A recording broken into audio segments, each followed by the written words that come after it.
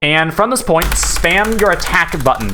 The reason you want to do this, by the way, spam space while you're doing all this. The reason you want to do this is because it aligns Donkey with this particular angle where he is looking towards this tree. Hit G if you want to do a full restart of the level, but here's what happens when you spam space and you do not do an attack into the cutscene. As you can see, I'm like looking over here, and that is not what we want. We want to be looking over here at least. I double hit the thingy. That's hilarious, dude. Well, now that my game crashed, I'm gonna really quickly explain something to you guys. Anytime you ever double load a quick save in almost any level in the game, your game will crash. If your game crashes while you have Master Tools enabled, make sure you go into your Shrek 2 Documents folder and delete user.ini and game.ini, and then load up the game again. And if you do that, then every time you press home, it will load Master Tools back in. Otherwise, it will not be able to load the tool back in properly. Anyway, from this exact view angle, I'm gonna hold W and D, and we want to hit a cutscene trigger that's here. Here's roughly where it is. I know that the box isn't exactly the easiest thing to see, but it's somewhere roughly around here. So, as I said before in Shrek Swamp, fall into the cutscene, hit space, and then we're gonna want to run over here. Do a quick double jump. You might struggle with this a little bit, but in theory, it won't be that difficult. Again, if you have any issue with it, just set up some save states and figure out the jump, you know? Or if you want to be safer, you could do this. If you want to be even safer, you could do a triple jump onto this instead. However, that's by far the slowest way of doing that. From here, we're going to want to do a big double jump out of this. And then we're going to spam space. Now, I don't know if you just noticed there, but whenever I skip the cutscene, I was both scrolling up and hitting space.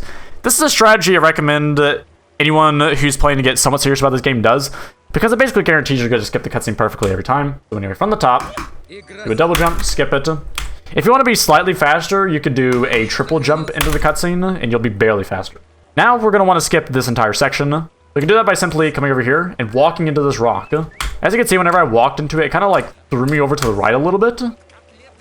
And it kind of gives you a little bit of a boost, which is really nice. And it lands you in an area that you're going to find very helpful in a second. But basically, what we're going to want to do is we're going to want to do what's called river jump, which is simply where you skip the bridge section by doing a double jump across the river and thereby skipping it.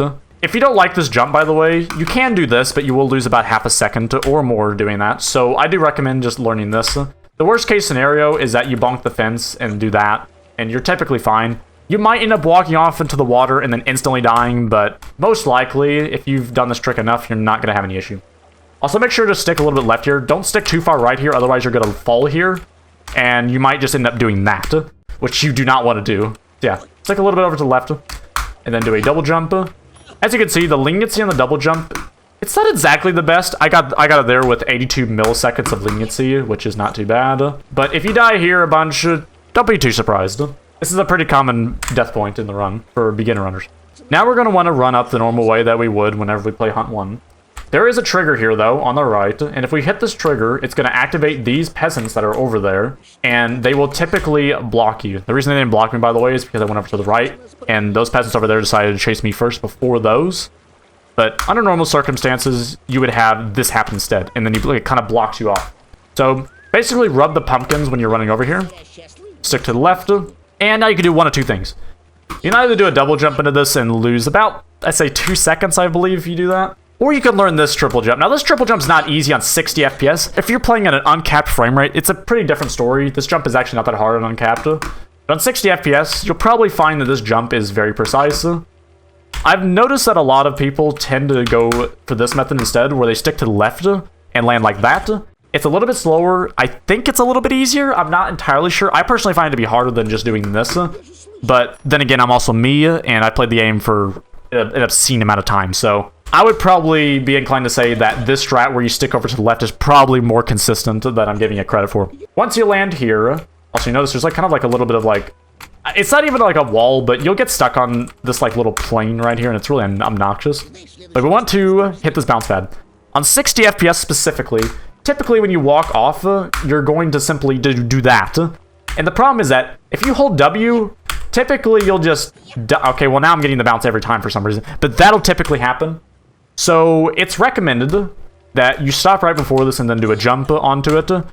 Or if you want to try to do it really fast, you want to stop right before you fall off and then hold W, and it'll work every time. It's a little bit of a weird spot, but I mean, hey, Yeah, typically the easiest way is just to do a simple jump, and here we have another death point in the run, a very common death point. Now we're going to want to do a double jump over here. What's tricky about this double jump is that most people actually aim for where I just jumped, and it's actually the hardest spot to land at. If you want to make this a very easy jump, I recommend going for somewhere around here, or maybe here, potentially. But I would not recommend there. And here is what that looks like, by the way. Press F twice there, by the way. And also, I press Y to place on a marker. As you can see, the left marker is the farthest down below. The one on the right is slightly harder, and the one in the center is the hardest. The one in the center is the most advantageous one to go for, but I personally recommend going for this one right here.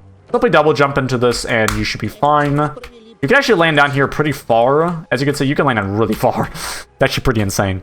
Just remember that if you go too far left, like around that point, you will just die, so don't do that. So, do a double jump somewhere around here. Walk up here. Do a double jump or a triple jump to land there. Turn around. And now we want to walk over to that button. The reason we want to walk over to this button instead of double jumping over is, despite the fact that double jumping looks like it'd be faster, it's actually a little bit slower by a pretty small margin.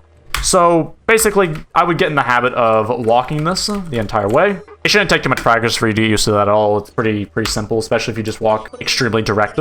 Yeah, hit this, and then skip the cutscene, hold D into it, then look a little bit over to the right, and then aim for the money bag. Do not aim for this wall back here, because you'll actually waste time. Reason being is that this is the end level trigger, like this little red collision back here, but the money bag, which is closer to you, also activates the same thing. So there's no reason not to hit the money bag.